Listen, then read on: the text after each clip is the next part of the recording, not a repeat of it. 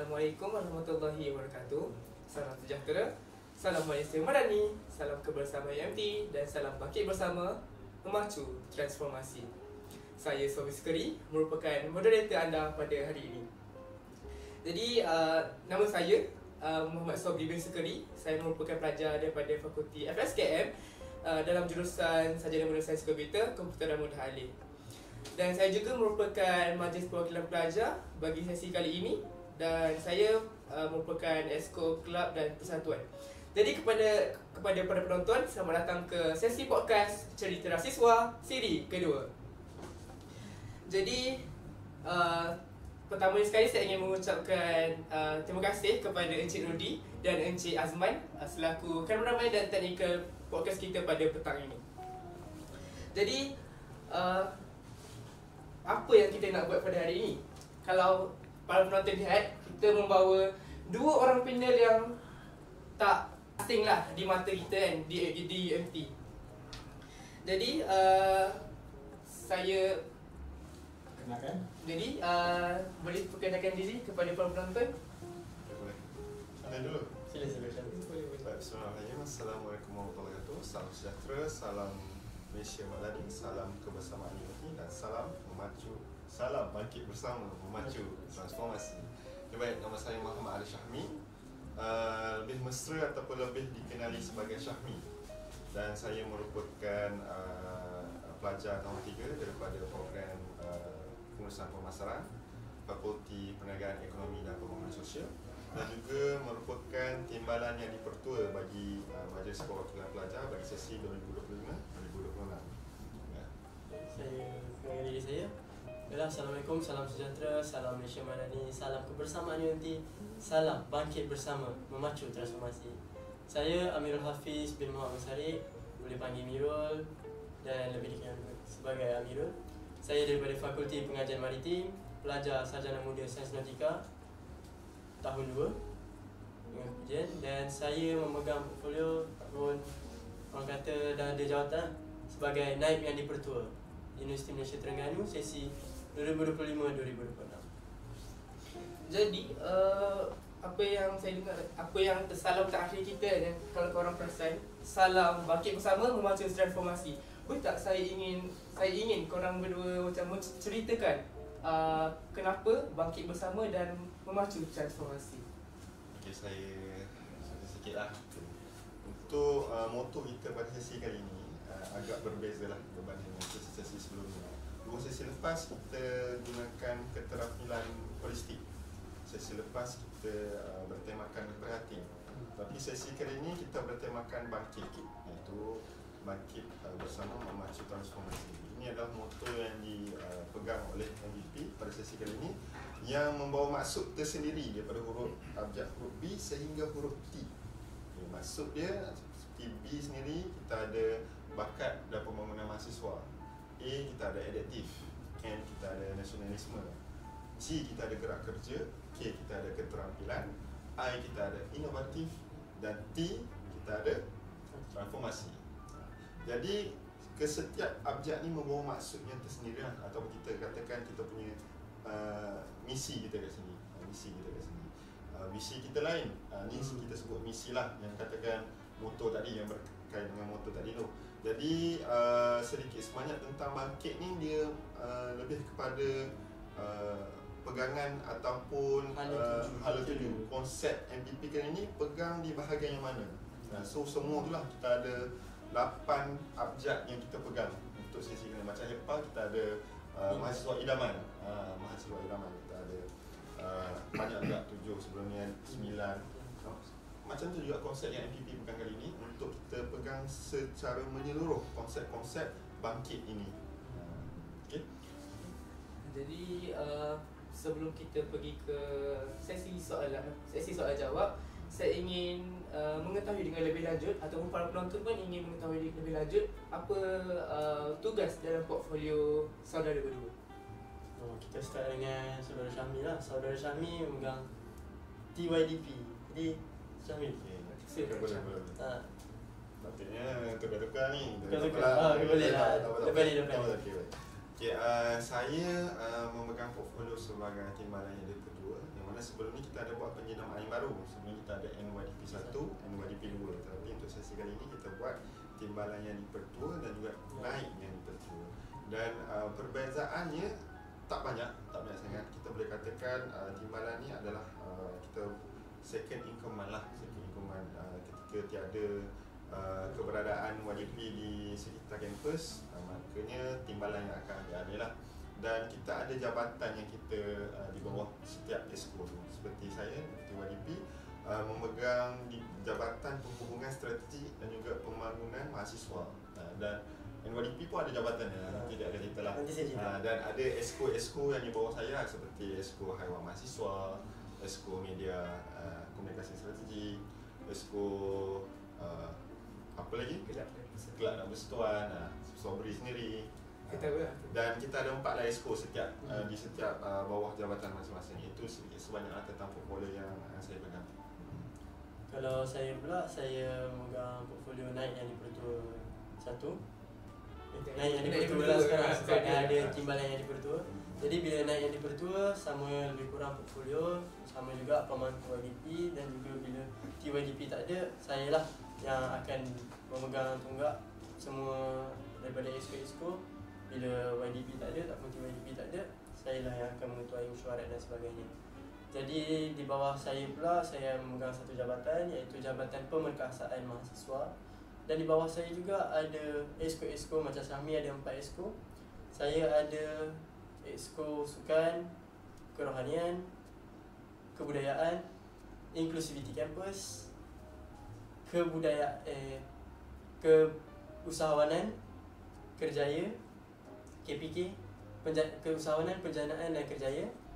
Dan akhir sekali kita ada kesukarelawanan dan kepimpinan. Jadi bawah exco saya, jabatan saya, diorang lebih untuk memberkasakan mahasiswa tu sendiri. Di mana hala tuju mahasiswa dari segi kepimpinan, kesukarelawanan dan bantuan-bantuan yang kita boleh bagi dari aspek sukan. Kalau dekat UMT ni nak jadi atlet macam mana, kalau nak buka bisnes macam mana, jadi sukarelawan sampai terkemuka di pesada dunia macam mana, itu bawah jabatan saya. Jadi kita nampaklah di bawah portfolio mereka, TYDP dan NYDP, ada dia punya jabatan-jabatan sendiri.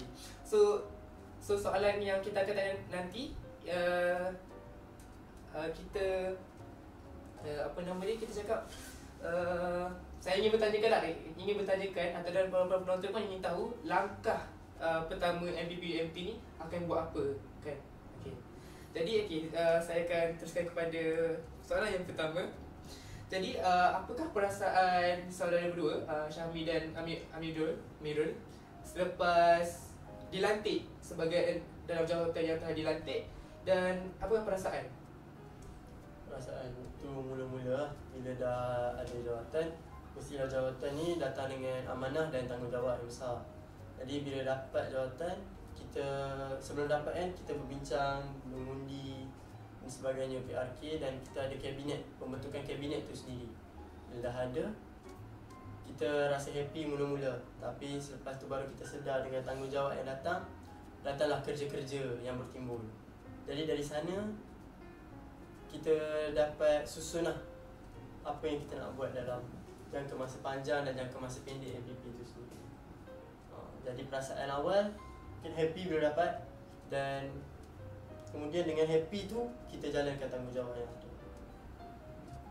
Ya, kalau ketika mana kita dapat jawatan tu, dia ada 2 side lah, antara side depan dan side dalam lah, ineratif kita.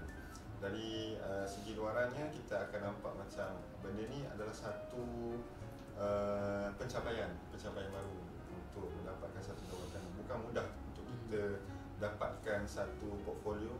Semestinya dibawakan oleh beberapa idealistik, metodologi dan juga pembawakan masing-masing. Dan dari segi dalamannya pula,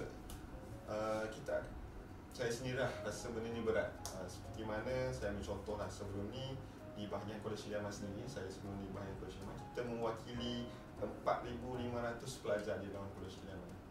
Lebih dalam 40% sahaja mahasiswa di UMT ni.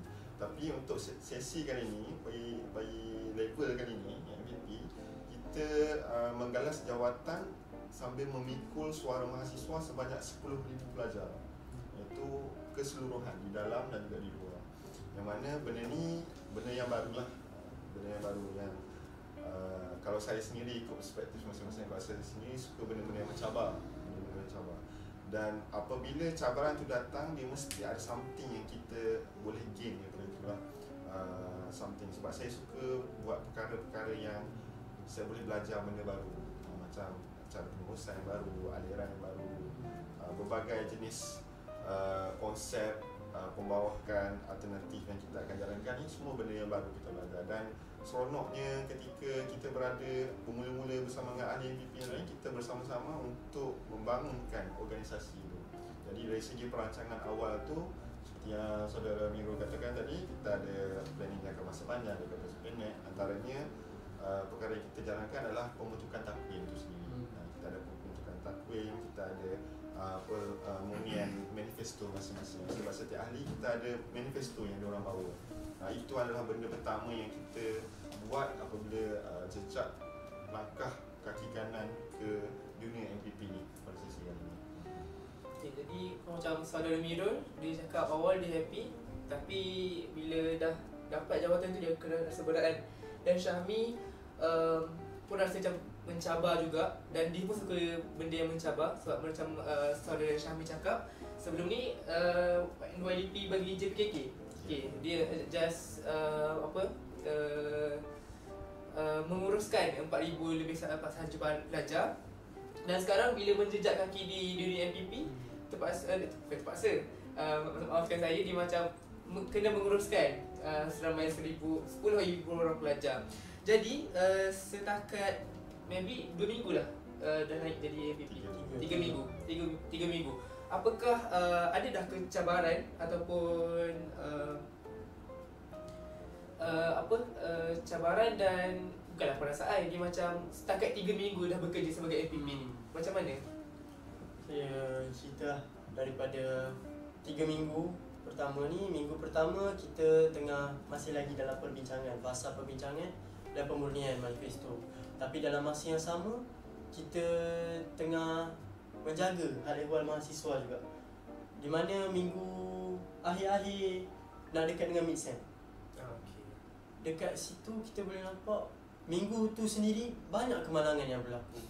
Jadi MVP yang baru kita nak naik ni, masing-masing pergi tengok sendiri apa yang berlaku dekat student-student kita, pergi turun tengok jalan yang accident. Dan kemalangan tu, ya kita cakap macam takdir, tapi benda tu boleh dielak, benda tu boleh dibendung. Jadi benda yang paling berat bila kita pergi tu, kita tengok student kita sendiri, tanggungjawab kita tengok macam accident, tengah terlantar dekat tengah jalan. Benda tu sangatlah rasa macam berat saya. Dekat sana cabaran pertama lah. Susah nak buat, nak bagi, tak ada mahasiswa yang cedera. Tapi bila kita boleh bendung, kita bendung. Kita bagi langkah nak balik awal, balik macam mana semua benda. Itu yang pertama lah. Tu waktu fasa perbincangan pun ada ramai yang kemalangan, kita bantu. Kemudian sekarang kita di fasa monsun. Monsun di mana sekarang ni musim banjir. Kita dah ada banjir di Kelantan yang teruk, Perlis, Perak pun nak ada. Dan kita telah pun keluarkan tinjauan masa-masa banjir. Dan kita dapati ada 7 negeri yang terlibat, yang pelajar kita sendiri ada. Ada yang memang betul-betul terjejas banjir yang sehingga dipindahkan ke pusat pemindahan sementara di kawasan mereka. Ada juga yang kawasan nak balik ke kampus, kiranya dia book tiket bas cancel sebab nak balik tu jalan banjir, so tak boleh balik. Jadi di sanalah kita bukakan tinjauan dan kita dapatkan data. Setakat pukul 8 tadi ada 103 data pelajar yang terjejas dengan banjir.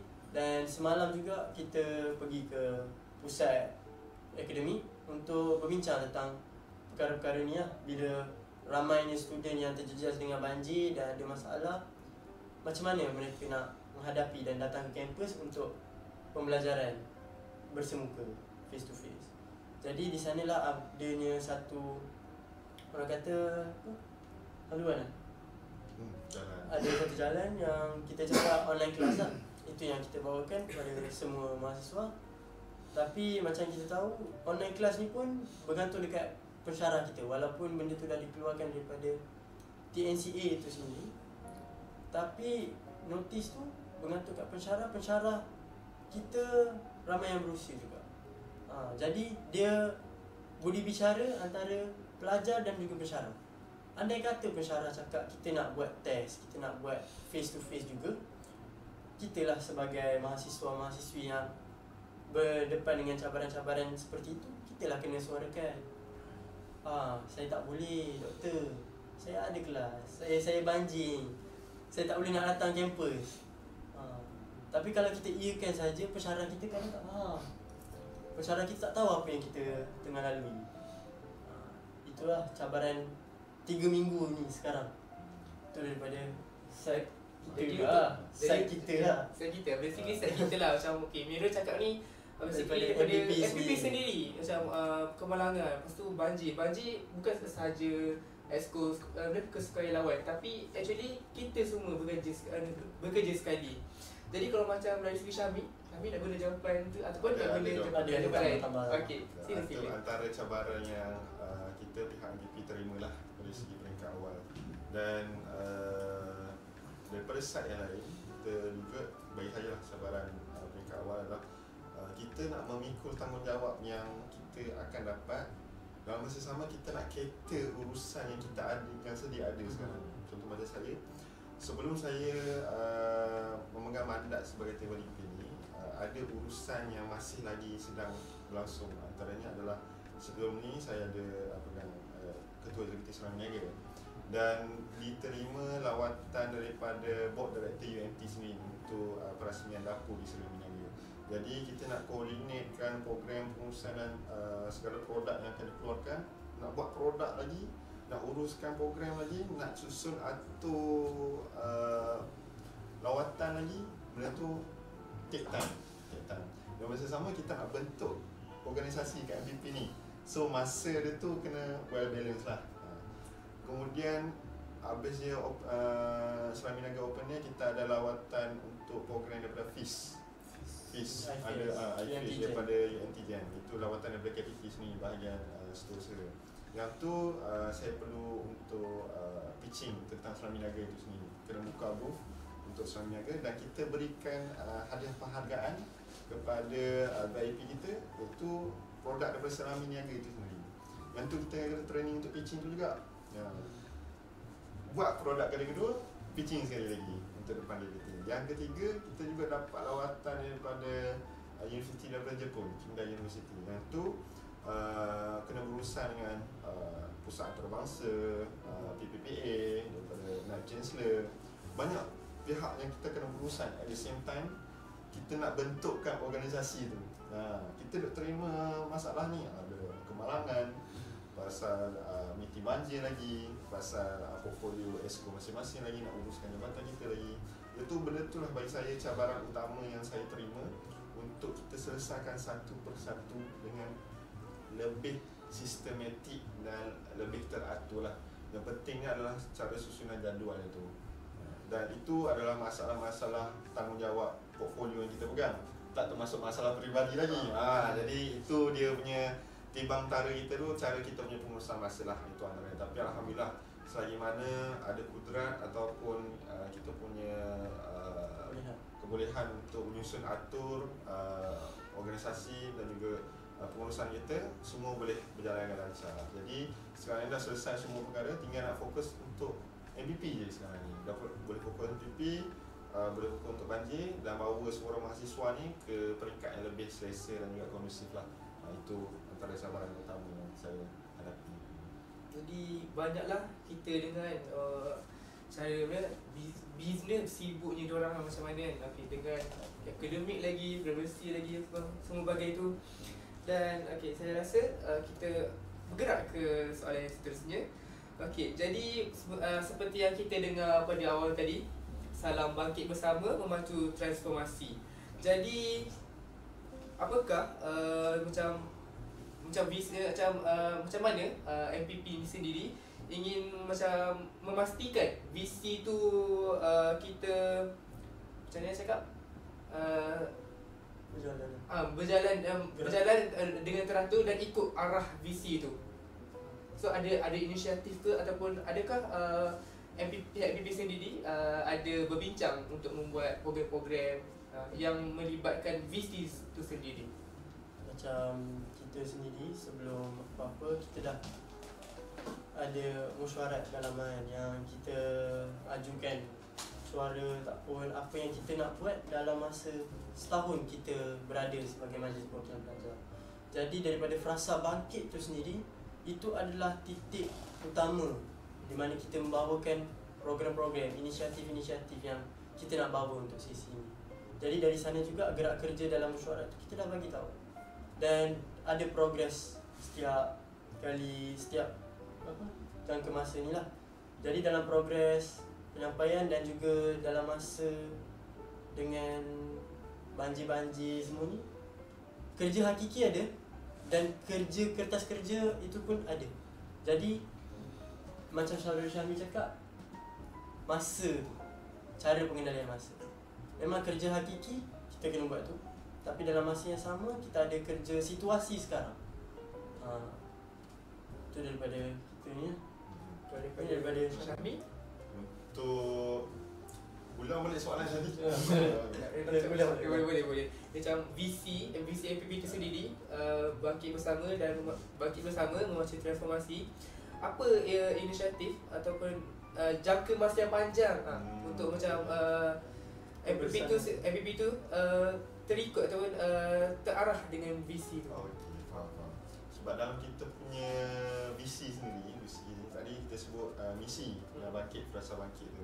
Dalam misi kita ada satu terms kita kata mengutamakan mengamalkan budaya kebersamaan. Kebersamaan tu dalam bangkit tu. Okey, kita nak sebulatkan suara mahasiswa. Macam mana? Sebab mahasiswa ni macam pelbagai cara, pelbagai suara yang kita bawa. Ada yang daripada Semenanjung, ada daripada Borneo, ada yang daripada kluster anak negeri, ada daripada akademik. Berbagai jenis kluster dan suara kita bawa. Jadi dari segi long term punya planning, untuk kita tetap kekal dengan visi yang kita bawa adalah macam mana kita nak buatkan satu program atau satu inisiatif ni, banyak inisiatif yang kita nak jalankan ni, kita santuni semua perkara yang kita katakan sebenarnya dalam frasa bangkit tu. Jadi antara program yang kita jalankan, kita ada juga festival budaya. Antara planning kita lah festival budaya. Kita ada juga program Hari Wanita, yang mana sebelum ni kita tak sentuh sangat pasal perkara ni. Sebab kita baru saja ada portfolio inclusivity.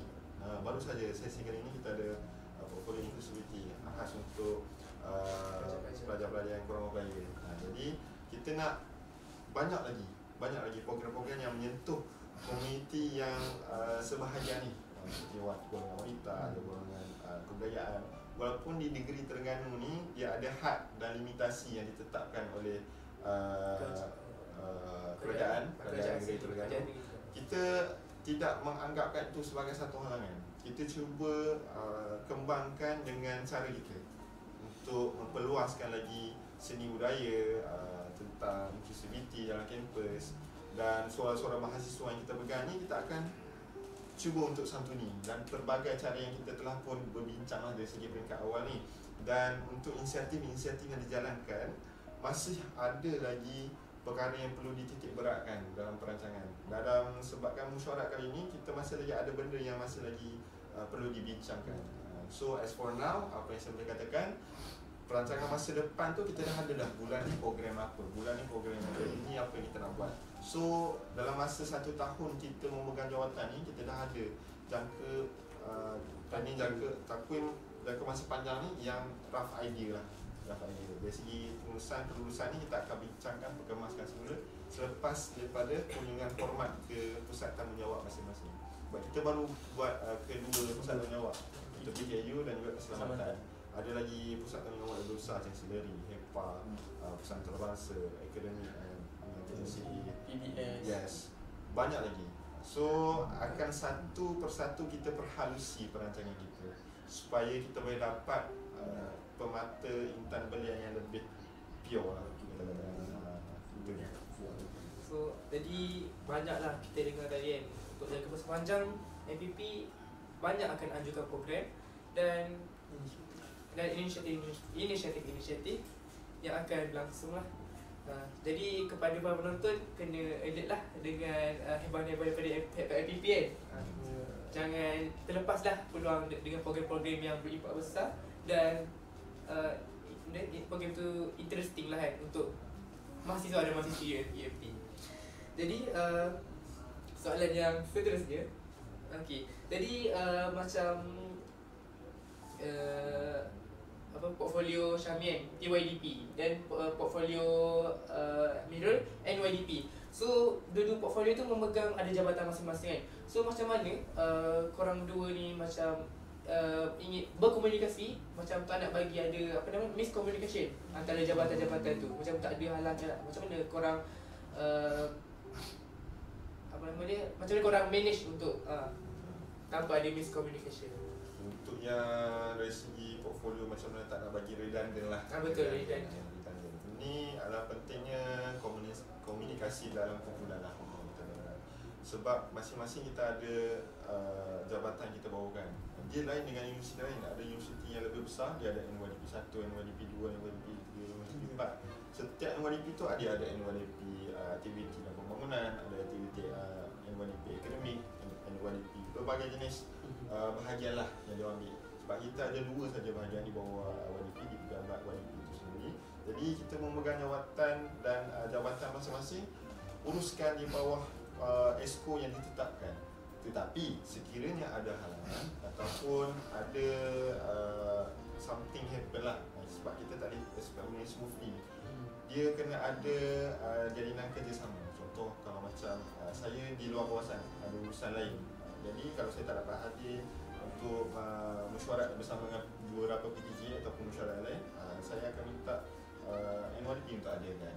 Jadi kita kena ada komunikasi lah. Kalau ada something yang di bawah ESCO Jabatan Pengurusan Mahasiswa yang NYDP Saudara Miro tak boleh nak uruskan sebabkan di luar kawasan, jadi saya akan bantulah. Dan tu pentingnya kedua-dua komunikasi tu. Macam dalam komunikasi organisasi ni sendiri pun, komunikasi tu penting.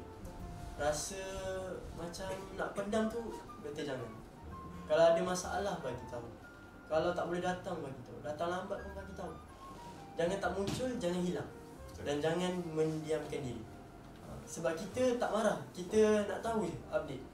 Nak tahu update dan progress. Macam jabatan saya sendiri, diorang freely boleh contact saya, PM saya ke apa ke, dalam grup WhatsApp pun sendiri, bagi tahu apa progress diorang, masalah yang diorang hadapi. Kalau dalam pembentukan kertas kerja ke, surat sponsor ke dan sebagainya, technicality, documentation, semua tu. Dan dalam masa yang sama, kalau saya tak ada pun, diorang ada juga tanya dekat saudara yang setiausaha, saudara Aisyah, saudara Eddie. Kalau bab duit, bendahari, sama juga ada tanya saudara Syahmi. Kalau bab diorang tak faham macam mana, sama juga diorang akan contact MT-MT yang ada dalam organisasi tu sendiri. Di mana kita sendiri pun dalam satu organisasi tu actively communicating. Ada masalah, tolong satu sama lain. Sebab dia bukannya, memang jabatan saya, jabatan Syahmi. Tapi bila kata satu program tu, yang ada pengarah program tu sendiri, dia yang handle. Tapi program tu satu keluarga, satu organisasi ni punya. Bergerak bersama. Sebab apa pun dia MPP. Macam tu. Gerak bersama. Okay, jadi dalam satu organisasi tu kita boleh cakap jangan letak boundary lah. Kalau dari macam segi komunikasi, jangan rasa macam tak nak lah, malu lah bagi semua tu. So kena selalu berinteract lah sesama sendiri. Jadi soalan yang ketiga ke keempat? Saya rasa ketiga. Soalan yang seterusnya lah, soalan seterusnya. Okay, soalan seterusnya, Okey, jadi Syami dan Mirul, macam mana sebagai MVP lah, sebagai MVP macam mana nak mendekatkan diri dengan pelajar-pelajar. Sebab kadang-kadang kita kan MVP kan sibuk kan dengan kerja sendiri, lepas tu dengan akademik lagi, kadang dengan macam yang Syami cakap dengan peribadi lagi. So kadang-kadang MVP tu sendiri tak ada masa macam nak mendekatkan diri dengan mahasiswa-mahasiswa biasa. Sebab kadang-kadang ada juga kan kita dengar daripada mahasiswa sendiri, oh MVP tak dengar lah suara mahasiswa biasa. So macam mana okay, saya tanya korang berdua lah. Saya tanya macam mana Syami dan Mirul macam mendengar ataupun inisiatif untuk mendengar suara diorang tu. Inisiatif ke? Ataupun cara untuk mendekatkan diri dengan pelajar-pelajar tersendiri. Ya. Saya percaya perhubungan ni bermula dengan mendengar. Bila mahasiswa tu ada masalah, diorang datang mendengar. Tapi dengan cara apa? Kita buka chat kalau diorang nak chat, sebab kita dah pun sertakan email dan juga IG dan juga nombor telefon di IG kita official MVP MT. Jangan lupa follow. Kalau ada apa-apa aduan, laporan, tak apa masalah, boleh je chat. Kalau saya jenis terbuka, chat je apa-apa masalah, kita cuba selesaikan masalah tersebut. Dan juga kita juga office kita buka sesi walk-in. Kalau ada yang nak cuba dibincangkan, kalau kelab-kelab ada macam saya tak tahulah nak betulkan header kelab sendiri, persatuan, boleh datang ke office kita di Kosiswa tingkat 2. Sesi walk-in ada pergi kat dalam, tanya. Kita face to face depan. Cara pendekatan kita lah dengan pelajar. Itu dari Mirul. Kalau daripada Syami, Kalau kita sendiri lah, cara untuk kita dekatkan diri majlis perwakilan ni dengan para pelajar, dia ada banyak cara.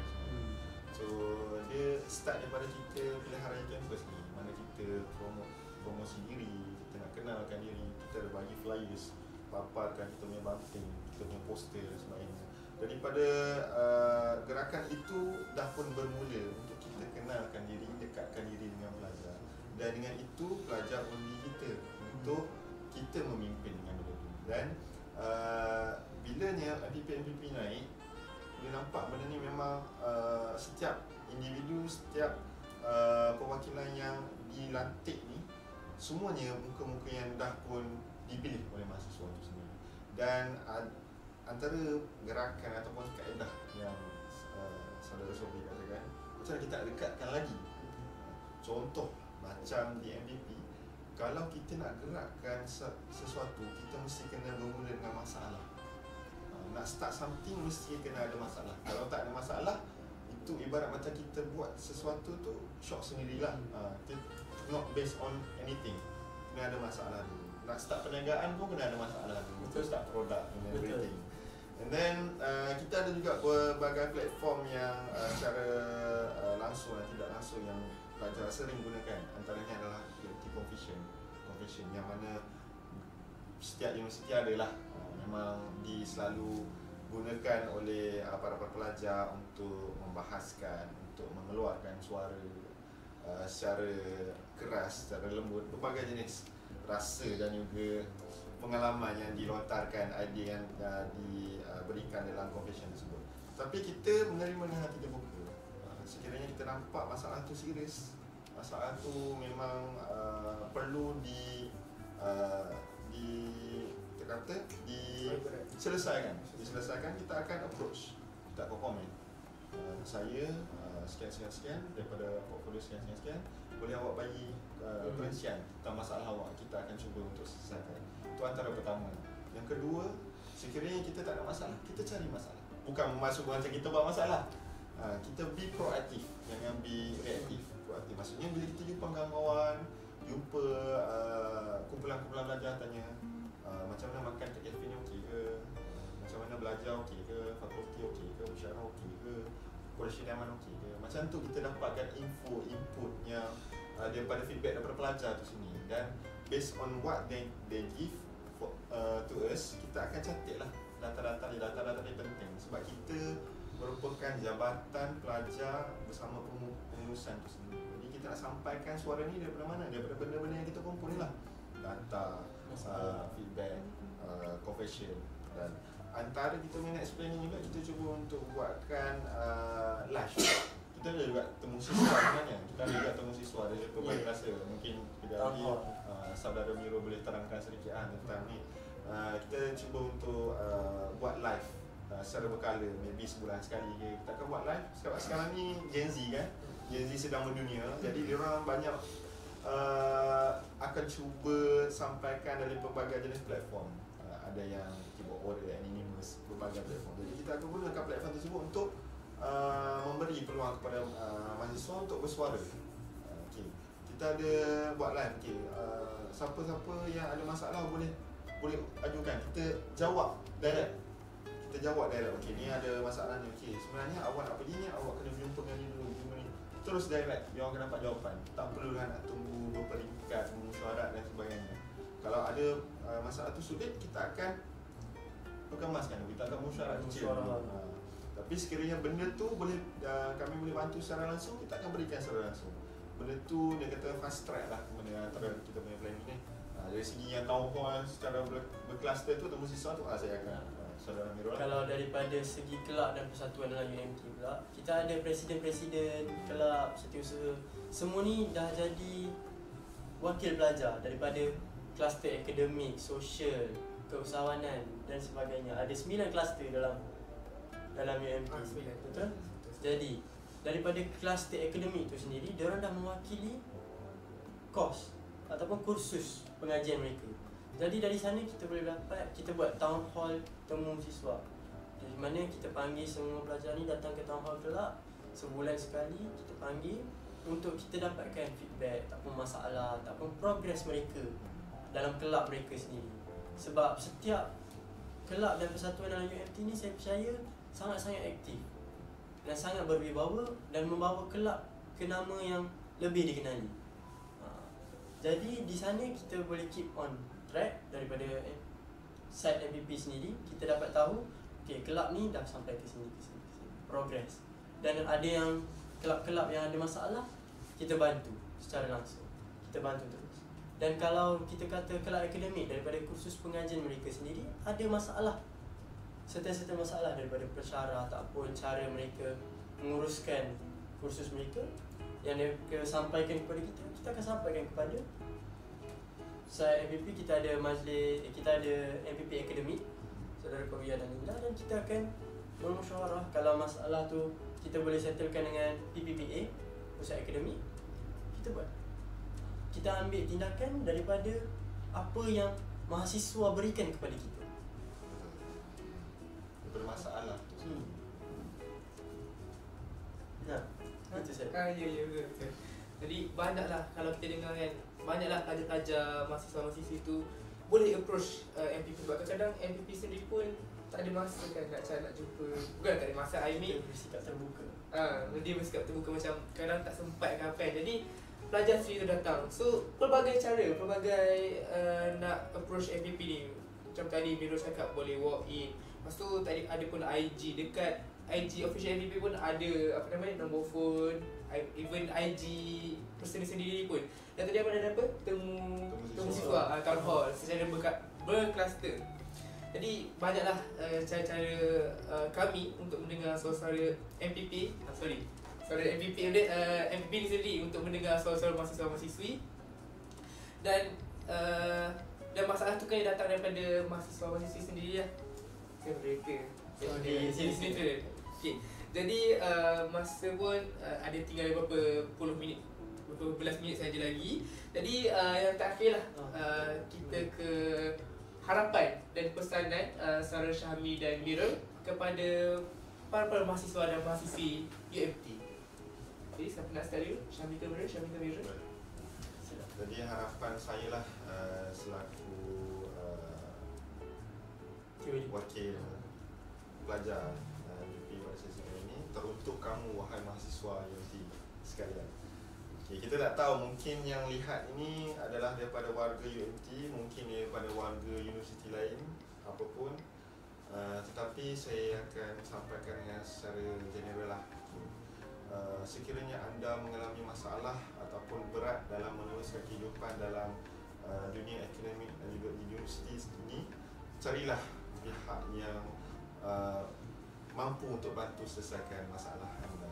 Oleh kerana kita adalah satu pihak di mana kita akan menggerakkan, menyelesaikan, bantu mahasiswa itu sendiri. Sama ada anda ada masalah akademik, depresi, masalah sosial, masalah peribadi, selagi kita boleh bantu, kita akan bantu. Sebab apa? Kita ni, Majlis Perwakilan Pelajar ni bukan sekadar nama, tetapi tanggungjawab yang digendong oleh 22 ahli Majlis Perwakilan pada sesi kali ini, membawa makna yang amat besar. Jadi kepada mahasiswa di luar sana, sekiranya anda melihat video ini, maka teruskanlah menggunakan platform atau saluran yang benar. Jangan virailkan benda yang tidak benar. Nak cari kawan, jangan cari dekat tandas, cari dekat kelas. Itu benda yang saya terima daripada saya punya senior lah. Okay, jadi benda ni kalau diambil serius, diambil cakna untuk setiap perkara dalam universiti ni, InsyaAllah semua akan dapat semua kita akan bantu. Sebab sekarang ni benda yang crucial di dalam UMT ni, ataupun saya percaya di semua universiti ni adalah bantuan. Mahasiswa kerap nak bantuan Asnaf, nak bantuan B40, nak bantuan itu, nak bantuan ini. Pelbagai jenis bantuan ni macam mana diorang nak cari? Pelbagai jenis inisiatif yang dikeluarkan, seperti bantuan daripada Pusat Islam sendiri, daripada HEPA, Pusat Alumni sendiri, daripada MPP pun ada, dan pelbagai. Selain daripada itu, apakah perkara yang pelajar boleh lakukan untuk dapatkan bantuan seperti dana ni? Kita juga ada berikan pertandingan dan juga program yang berbagai yang membawa hadiah, ataupun kita panggilkan pemenang tu akan mendapat sesuatu. Selalunya kadang ada hamper, kadang ada cash, kadang ada something macam betul-betul. Terus saja sertai. Program-program yang dibuat oleh MPP sendiri bukan program yang kita kata kaleng-kaleng. Ada sesuatu, join saja. Program daripada UMTGen ke, daripada HEPA ke, daripada fakulti sendiri ke, ada input, output, hasil, impak masing-masing. Kalau contoh kita ada video pendek integrity, Johan dapat 100, itu adalah salah satu bantuan yang diberikan untuk student sendiri. Sebab kita target audience, kita target peserta kita adalah students. Jadi guna kemampuan anda untuk dapatkan dana ataupun bantuan yang anda mahukan. Apa yang kami harapkan adalah sebagai mahasiswa bergerak gerakkan suara anda ke tempat dan pihak yang benar. Jika di tempat yang salah, kita tak anggap macam satu aduan, kita anggap macam satu luahan hati, benda-benda yang tak berfaedah untuk kita ambil tahu. Kita ambil tahu perkara ini, tetapi gunakan saluran yang benar supaya kita boleh bantu dengan cara yang benar. Betulkan yang biasa, biasakan yang betul. Jadi itu saja daripada saya. Saya suka dengan Syahmi punya yang program MPP ataupun program daripada pihak pengurusan sendiri yang bagi macam hadiah secara wang tunai ataupun hamper. Jadi mahasiswa dan mahasiswa itu sendirilah kena jadi pelajar yang aktif lah. Jangan jadi pelajar 3K. Okay. 3K apa tu? Saya college, kelas dan Katil. Okay. Daripada saya, harapan saya kepada semua mahasiswa-mahasiswi yang melihat podcast kita pada hari ini, saya nak cakap, jadilah aktif, jadilah mahasiswa yang berwibawa, dan janganlah rasa datang kuliah, nak balik kuliah, tidur. Kita datang ke universiti untuk belajar, menimba ilmu dan memperluaskan lagi kebolehan kita. Kita sebagai mahasiswa, kita tinggalkan rumah kita, datang ke UMT untuk jadi lebih baik daripada semalam dan lebih baik daripada esok. Setiap hari kita nak ada progres. Biar kita progres kita tu mencana. Ada up down tak apa, asalkan kita konsisten. Itu daripada saya, harapan saya, sebab saya nak bawakan Universiti Malaysia Terengganu ni dikenali ke pesada dunia. Jadi kita sediakan banyak inisiatif macam saudara Jami kata tadi, pertandingan dan sebagainya. Macam baru-baru ni yang akan berlaku pada 30 November ni, B-Start, untuk mulakan bisnes. Jadi kalau ada mahasiswa-mahasiswa yang ada masalah dari segi kewangan, kebajikan, emosi, semua tu boleh buat laporan. Kita ada MPP sendiri, kita ada PTJ yang ambil maklum. Tapi daripada kewangan tu, kalau kita tak usaha, macam mana kita nak dapat duit? Kalau kita sendiri hidup mati segan, hidup nak tidur dalam bilik, lepas tu minta duit, tak boleh. Duit tu tak datang terapung kat kita. Kita kena usaha. Kita kena rajin dulu. Sebab kalau MPP ke HEPA ke Pusat Islam, semua bagi inisiatif, buat bantuan. Macam JPA sendiri pun, diorang sediakan beasiswa. Tapi usaha kita apa sebagai pelajar? Usaha kita adalah belajar, mendapatkan CGPA atas 3.5 untuk mendapatkan beasiswa. Tapi di mana kita di UMT, kalau kita nakkan bantuan, kita nak tidur kat rumah dan mengharapkan duit masuk dalam bank account, tak boleh lah macam tu. Susah, tak jadi, berat. Jadi apa-apa pun usaha, doa, tawakal dan redha. Okey, itu saja daripada saya. Jadi action speak louder lah dia word kan. Okay, nak 1000 daya, tak nak 1000 dalih. Jadi kita macam saudara Miro cakap tadi, kita dekat pelajar universiti ni, jangan jadi macam pelajar just fikir akademik sahaja. Kita, ya memanglah kita boleh jadi academic achiever, tapi di universiti ni sendiri macam dia melatih kita untuk menjadi Mahasiswa holistik. mahasiswa yang holistik. Kita tak nak lah, okay, kita grad nanti mahasiswa atau mahasiswa nanti grad sebagai apa nama dia, pandai dalam bidang kita saja. itu saja. Tapi Tak ada soft skill dalam kerja-kerja. soft skill, smart skill semua tu bagai tu kan. Okay. Jadilah mahasiswa dan mahasiswa yang aktif. Okay, jadi saya rasa kita dah sampai ke penghujung podcast, rancangan podcast. Jadi saya sekali ingin memohon maaf jika ada kekurangan daripada diri saya sendiri. Jadi kepada para penonton, terima kasih kerana menonton podcast Cerita Rahasiswa siri kedua pada hari ini. Jadi sekian daripada saya. Terima kasih. Assalamualaikum dan salam bangkit bersama, memacu transformasi.